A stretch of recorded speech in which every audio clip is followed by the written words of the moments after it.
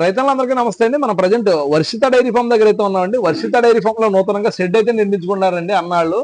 ఒకసారి అన్నని అడిగి వివరంగా తెలుసుకుందాం. అన్న నమస్తే అన్న. నమస్తే అన్న.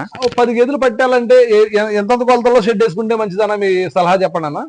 నా సలహా ప్రకారం అన్న 30 అడుగులు పొడవు, 30 అడుగులు వెడల్పు షెడ్ నిర్మించుకుంటే అన్న తక్కువ బడ్జెట్ లో.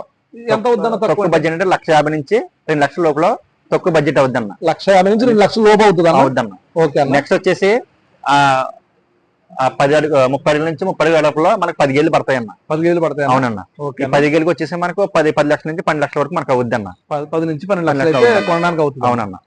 ఇదే పెద్దగా ఒకవేళ 60 అడుగులు 50 అడుగులు వేసేసుకొని బడ్జెట్ ఒక 10 లక్షలు 5 లక్షలు షెడ్ వేసుకోవడం కన్నా ఇలా తక్కువలో 30 అడుగులు పొడవు 30 అడుగు వెడల్పు షెడ్ తీసుకొని 1,50,000 2 లక్షల్లో షెడ్ వేసుకొని ఒక 10 గేలు వేసుకుంటే ఒక 11 లక్షలు 12 లక్షల వరకు రిటర్న్ జరుగుతుంది. అది షెడ్కి 2 లక్షలు ఎంత అవుతుంది, మొత్తం 13 లక్షలు 14 లక్షలు అవుతుంది.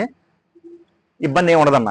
అదే కొంచెం మంది రైతులు ఏం చేస్తున్నారంటే ఇదే షెడ్ ని 60 అడుగులమ్మ పొడవు 30 అడుగులు వెడల్పు వేసేస్తున్నారు. ఇలా వేయడం వల్ల ఏమవుతుంది, షెడ్ నిర్మాణం పెరిగిపోతుంది, ఖర్చు ఎక్కువైపోతుంది. అదేవిధంగా ఏదో 10 గేలు తీసుకుంటున్నారు, దానికి 12 లక్షలు 13 లక్షలు అవుతుంది. ఈ షెడ్కు 5 లక్షలు అవుతుంది, మొత్తం 18 లక్షలు దాకా పెట్టేస్తున్నారన్న.